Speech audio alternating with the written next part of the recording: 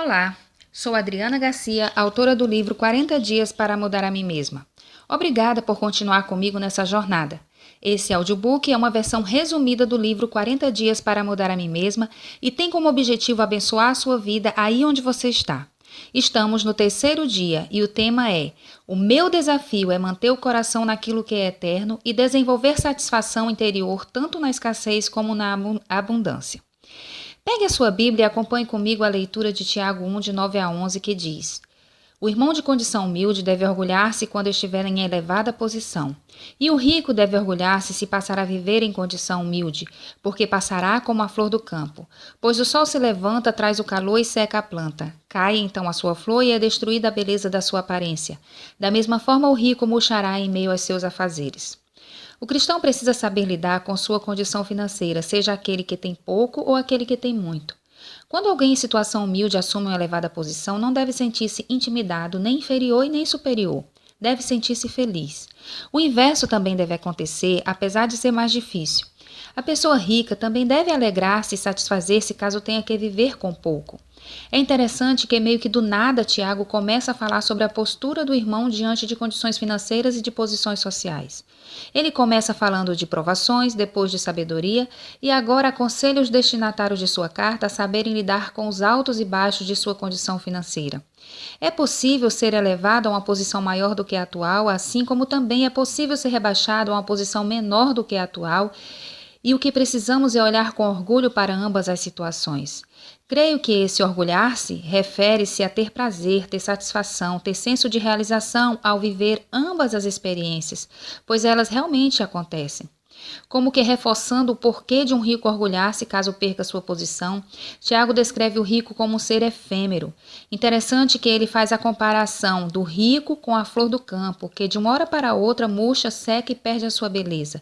Essa analogia talvez reforce ao rico a justificativa que ele tem para orgulhar-se caso venha a passar necessidade. Mas por que um tema desses que parece deslocado do seu contexto? Creio que seja porque muitas de nossas provações ocorrem nesse âmbito e parte de nossos problemas com os quais lidamos todos os dias e diante dos quais devemos ter sabedoria também envolvem direta ou indiretamente dinheiro e posição social. Eu não vivi muito, mas vivi o suficiente para saber que catástrofes podem nos atingir do dia para a noite, assim como milagres também. E devemos estar preparados para ambos. O desemprego, a falência, as dívidas podem bater à nossa porta e nos obrigar a nos adaptarmos a um padrão de vida mais limitado e humilde. Se isso acontecer, devemos nos orgulhar, pois a riqueza tem prazo curto de validade, acreditemos nisso ou não. Nossa identidade precisa ser preservada diante de tais circunstâncias. O dinheiro acabou, mas a vida e a capacidade de lidar com suas surpresas não acabaram. Muitas vezes nos enganamos achando que estamos mais preparados para sair de uma posição humilde e sermos promovidos. O salário triplicou, os lucros aumentaram, as comissões estão maiores, mas o desafio de orgulhar-se dessa mudança é o mesmo. Quantos estão se perdendo justamente por não saberem lidar com a abundância? Em outro extremo, quantos custam a acreditar que merecem receber os frutos dos seus esforços? Tiago chama ao equilíbrio diante de duas circunstâncias diametralmente opostas. O sucesso e o fracasso financeiro não devem ter o poder de desestabilizar um servo de Deus. Infelizmente, não é isso que a grande maioria dos cristãos está experimentando.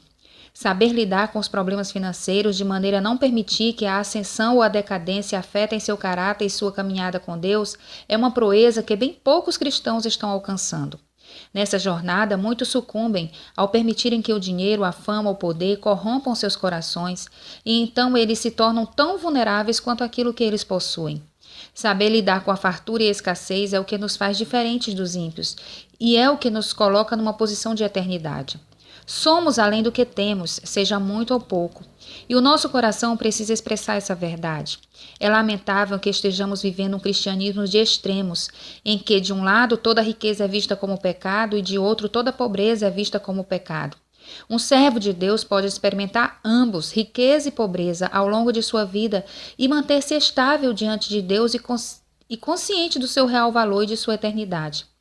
Entristecer-se por estar em posição humilde e alegrar-se somente quando se está em uma posição elevada é um sinal claro de que o coração não está em Deus, e sim nas riquezas e no poder que elas trazem. Deus pode nos capacitar a viver todas as experiências com finanças, boas ou mais, sem alterar o nosso coração. Estou feliz em ver como a Bíblia tem respostas para situações práticas em nossas vidas. Decida olhar para a sua situação financeira como algo que nunca será permanente. Ela pode crescer tanto quanto pode diminuir, mas permaneça a mesma pessoa diante de Deus e dos outros. A escassez ou a abundância não devem mudar a sua essência. Decida não mais confiar no que você tem, ou mesmo no que você não tem, pois você é um ser eterno e deve viver nessa dimensão. Faça um compromisso com Deus em confiar apenas nele e não no que você possui hoje ou possuirá no futuro. E por isso, você não pode se deixar abalar se perder tudo que um dia você tiver possuído. Não reclame quando você pensar que deveria ter mais e nem se ensoberbeça se um dia você tiver muito, ou mesmo que você já tenha muito. Viva cada experiência na perspectiva divina e seja capacitado para administrar tanto muito como pouco, tendo prazer em todas as situações. Vamos orar? Senhor, perdoa-me por ter me envergonhado quando perdi o que tinha. Eu deveria ter me orgulhado de passar por tudo e deveria ter visto nas perdas uma excelente oportunidade de crescimento. Reconheço que muitas vezes acho que não tenho recebido financeiramente um valor que é equivalente ao meu esforço. Isso vinha me frustrando porque os sonhos que envolvem finanças acabavam indo sempre para a gaveta.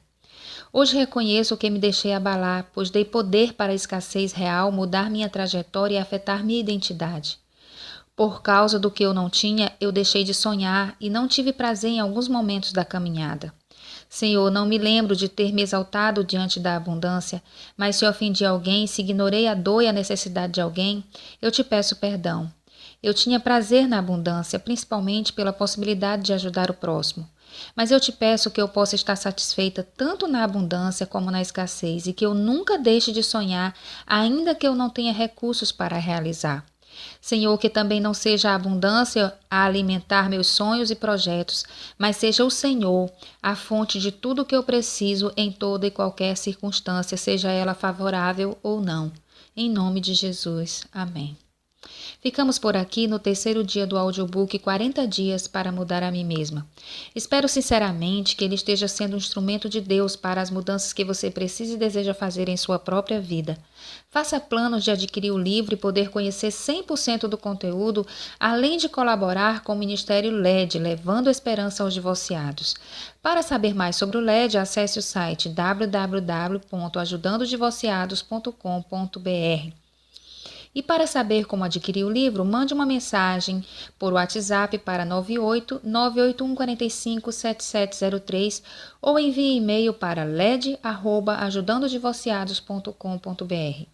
Se esse conteúdo lhe abençoou, inscreva-se no nosso canal do YouTube Ajudando Divorciados e ouça os demais áudios que estão disponíveis lá. Curta e indique o nosso conteúdo que foi feito para ajudar você a aproximar-se de Deus e ser transformado por Ele aí onde você está. Curta também a página no Facebook 40 Dias para Mudar a Mim Mesma e conheça os bastidores do livro. Caso queira, compartilhe o seu testemunho lá. Que Deus nos abençoe. Dele, por Ele e para Ele são todas as coisas. Obrigada por sua audiência e até o próximo áudio.